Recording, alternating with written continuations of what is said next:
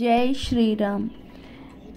అందరికీ నమస్తే అండి. ఏమీ లేదండి, మా కమ్యూనిటీలో మాత్రం మేము అందరం కలిసి ఎంతో కన్నుల పండగగానైతే మేము పూజ జరుపుకున్నామండి.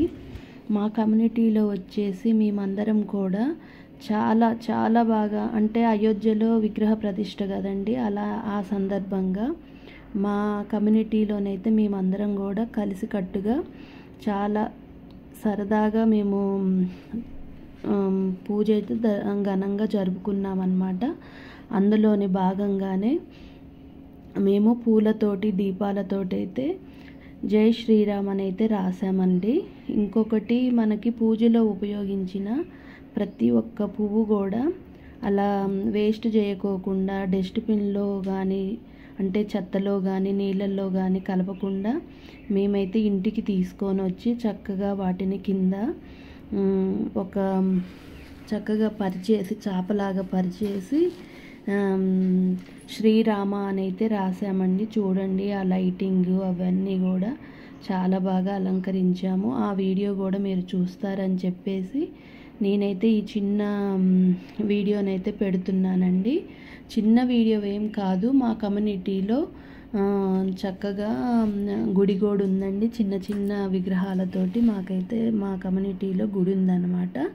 ఆ గుడి దగ్గరికి కూడా మేము వెళ్ళి అక్కడ వచ్చేసి మా గుడిలోనైతే విగ్రహాలు ఏమేమి ఉన్నాయంటే కృష్ణయ్య ఉన్నాడండి, తర్వాత సాయిబాబా ఉన్నాడండి, తర్వాత వచ్చేసి మనకి 2 పడగల నాగ అంటారు కదా, నాగమ్మ దేవుడు ఉన్నాడండి, తర్వాత వచ్చేసి ఆంజనేయ స్వామి అన్నమాట, తర్వాత వచ్చేసి వినాయకుడు అన్నమాట, తర్వాత మనకి వచ్చేసి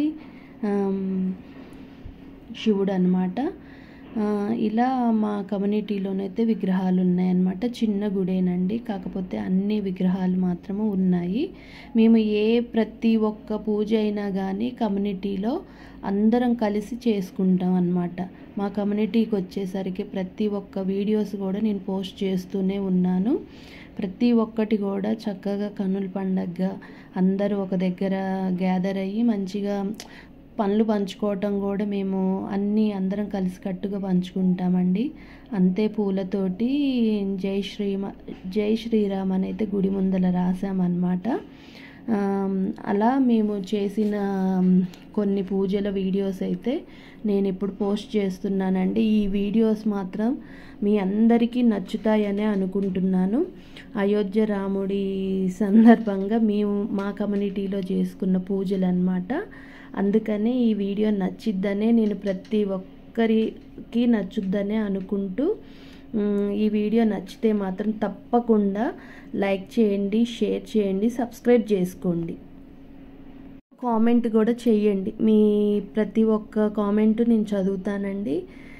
మీకు ఎలా ఉందనేది మాత్రం నాకు కూడా తెలియాలని, అంటే నేను కూడా తెలుసుకోవాలనుకుంటున్నాను.